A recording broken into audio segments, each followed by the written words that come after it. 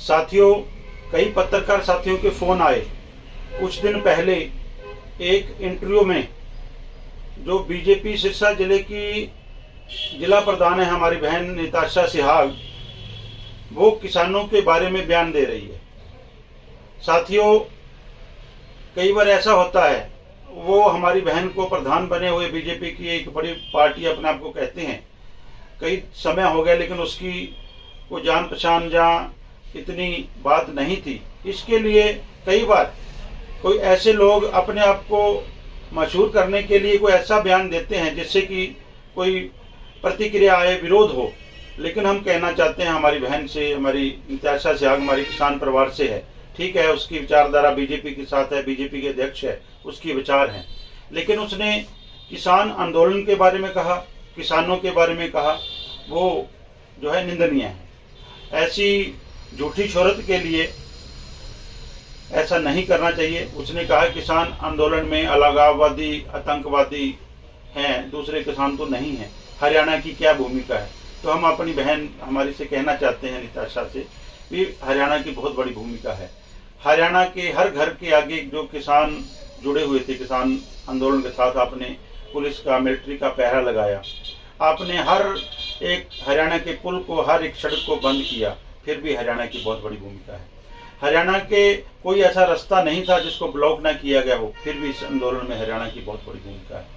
आपने हरियाणा और पूरे देश के किसानों को अलग बांटने का काम किया, फिर भी बहुत बड़ी भूमिका है किसान आंदोलन में हरियाणा की। आज भी हरियाणा से जो बॉर्डरों पे लंगर चल रहे हैं, वो हरियाणा से हमारे साथी, हमारा भाईचारा, छत्तीस बरादरी का भाईचारा भेज रहा है। इसलिए इसमें इस आंदोलन में खाली हरियाणा पंजाब की नहीं, पूरे देश की भूमिका है। और ये किसानी बचाने के लिए हमारे माननीय प्रधानमंत्री द्वारा किए गए वादों को लागू करवाने के लिए आंदोलन है। आप किसको आतंकवादी बोल रहे हैं? शुभकरण को, जिसको आपकी सरकार की गोली से शहीद किया गया।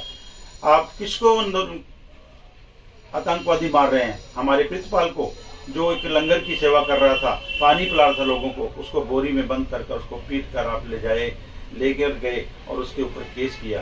आतंकवादी तो माननीय पंजाब और हरियाणा हाई कोर्ट ने टिप्पणी की है, सरकार को आतंकवादी बोला। भी आप आतंकवादी नहीं हो, आप सरकार चला रहे हो, आप आतंकवादियों जैसा व्यवहार कर रहे हो, हमारे किसानों के ऊपर जहरीली गैस के गोले दाग रहे हो, मोटर इंजेक्टर दाग रहे हो, सीधी गोलियां चला रहे हो, और गोलियों से हमारे सैकड़ों किसानों की, किसी की आंख चलेगी, किसी की टांग चलेगी, किसी की बाजू चलेगी, सारी उम्र के लिए वो अपाहिज हो गए, अपना काम नहीं कर सकते।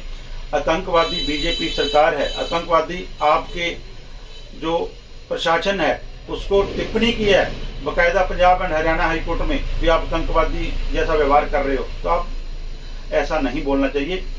हमारी किसान साथियों से अपील है कि हमारी जो इस बहन ने बयान दिया उसको अदरवाइज लीजिए, क्योंकि ये मशहूर होने के लिए एक प्रोपोगंडे के तहत ये बीजेपी वाले बयान देते हैं ताकि हम उसकी प्रतिक्रिया करें और ये लाइमलाइट हो, मशहूर हो। हमारा फोकस हमारे किसान आंदोलन पर होना चाहिए।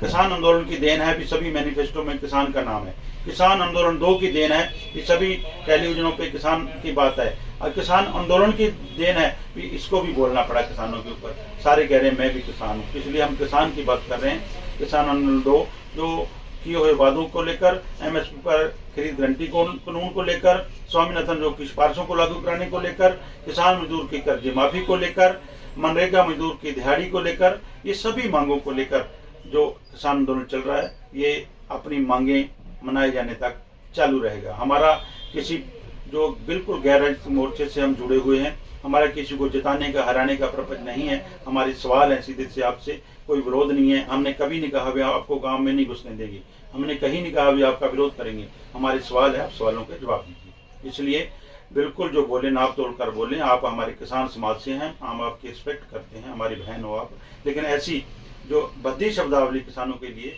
वो बर्दाश्त नहीं